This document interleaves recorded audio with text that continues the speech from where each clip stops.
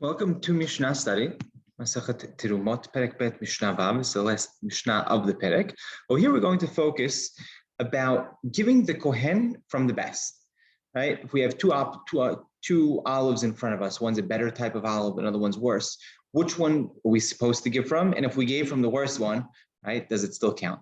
So Tormim Zete Shemen al Zete Kevesh, right? So you're supposed to give Zete Shemen, right? This is the olives that are used primarily for making oil, right? So there's more of them. They're better olives. They're better oil that comes from it, and they're better than those that are just used for pressing, right? Right? Zete kevesh are the ones that are, not pressing. They're ones that only use for pickling, right? So use that. You use them for pickling, so you can eat those olives.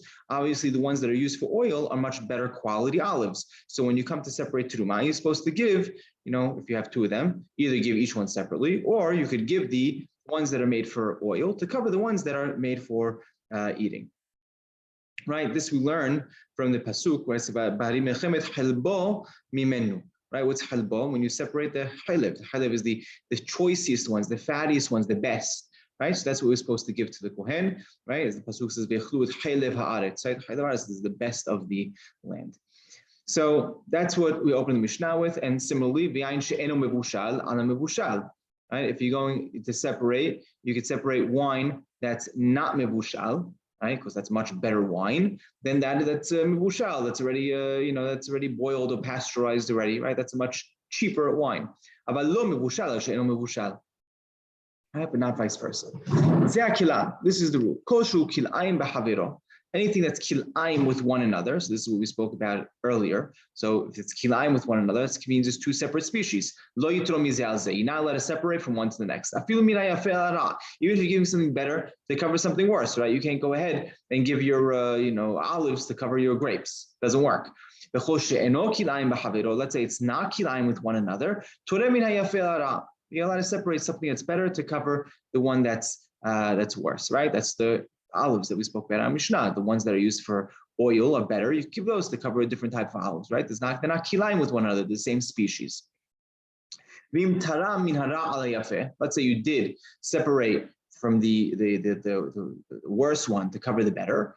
Okay, terumato teruma. The avad counts. Unless you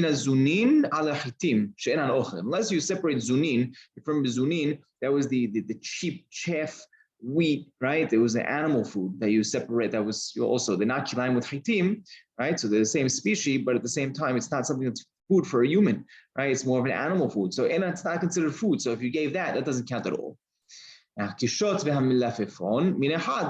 right? When it comes to the gourd, right, the squash and the cucumber, that's considered one species, right? Why? As we said in Masechet Kilaim, that they're not kilaim with one another, right? You could plant them near each other, plant them together.